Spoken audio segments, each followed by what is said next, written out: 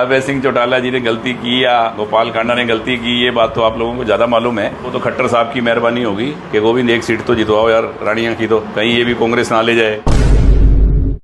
INLD का total BJP से alliance में चुनाव लड़ रही है। आईएनएलडी जीतने के बाद हुड्डा साहब के पास नहीं जा सकती।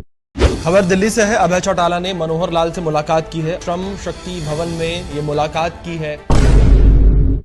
आईएनएलडी का टोटल बीजेपी से अलायंस में चुनाव लड़ रही है। आईएनएलडी जीतने के बाद हुड्डा साहब के पास नहीं जा सकती। कई बार मुझे भी कहा, आपसे कहा, मीडिया पे कहा, कई बार इसने कहा है अभय सिंह ने कि हम कभी भी हुड्डा को समर्थन देने का सवाल है नहीं, कभी भी कांग्रेस को समर्थन दे सकते। ये एक बार नहीं, 10 बार उसने मीडिया से कहा है। तो ये सिरसा में आईएनएलडी की अंडरस्टैंडिंग है बीजेपी टोटल बीजेपी से अलायंस, और ये इनमें अगर कोई सीट जीतता है तो बीजेपी के पाले में जाके खड़े होंगे। और इन रिटर्न आईएनएलडी मदद कर रही है, मतलब बीजेपी सैनिकों या जी या अलग अलग बिल्कुल बिल्कुल जो मैं कह रहा हूँ कहते हैं बिल्कुल ठीक है। अभय सिंह चौटाला जी ने गलती की या गोपाल कांडा ने गलती की, ये बात तो आप लोगों को ज्यादा मालूम है। रानिया की एक सीट भी वो तो खट्टर साहब की मेहरबानी होगी कि गोविंद एक सीट तो जितवाओ यार रानिया की, तो कहीं ये भी कांग्रेस ना ले जाए। तो ये तो गोविंद और गोपाल रानिया ना लगते तो शायद अभय सिंह जी को एक सीट भी ना मिलती है।